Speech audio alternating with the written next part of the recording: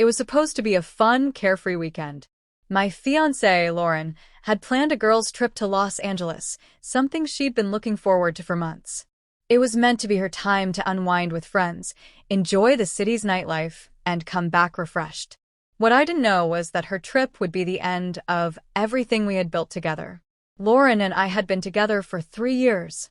We had a solid relationship, one that I thought was built on trust, loyalty, and love. We had plans for the future. I had even started thinking about proposing sooner rather than later. But everything changed when she left for LA. At first, it was normal. Texts and phone calls, pictures from their outings, messages about how amazing the trip was, how she missed me, how everything was perfect. I believed her. Why wouldn't I? She was my fiancé. But as the days went by, I started noticing something strange. She became less responsive, her texts delayed, her calls brief. It wasn't like her. Then, on the third day, I saw something I couldn't ignore.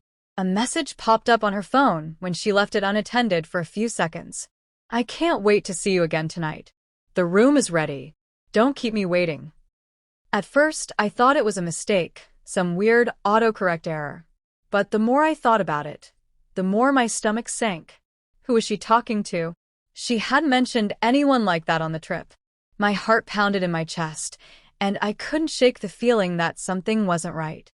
I called her, but she didn't answer. I texted, asking if everything was okay. Hours later, she responded, saying she was out with the girls and had lost track of time. But the creeping feeling of betrayal wouldn't leave me. I waited until the next day. The message still burned in my mind. I needed to know the truth. I called her again, and this time, she answered. Hey, babe. How's it going? Her voice sounded forced, upbeat, like she was trying too hard to sound normal. Laura, I need to know something, I said, trying to keep my voice steady. Who were you texting last night? Who's waiting for you in your room? There was a long silence. Then the truth came crashing down. I wasn't going to tell you like this, but I met someone in LA. It was just supposed to be fun. I didn't mean for it to happen, but it did. I'm sorry. The floor dropped beneath me. My mind raced, but all I could hear was the blood rushing in my ears. She had cheated on me. While I was sitting at home, thinking everything was fine, she was with someone else. The world shifted. The love, the trust, the future we were supposed to have, it was gone in an instant. Why? I asked, my voice barely above a whisper. It wasn't you. It was just the trip, the excitement. I'm sorry. I didn't mean to hurt you. The words felt empty, meaningless. I didn't know what hurt more, the betrayal or the fact that she was so casual about it.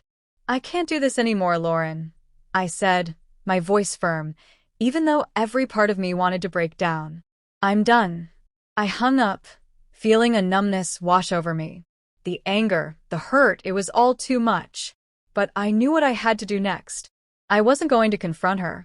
I wasn't going to beg for closure or explanations. Instead, I decided to do something she would never expect.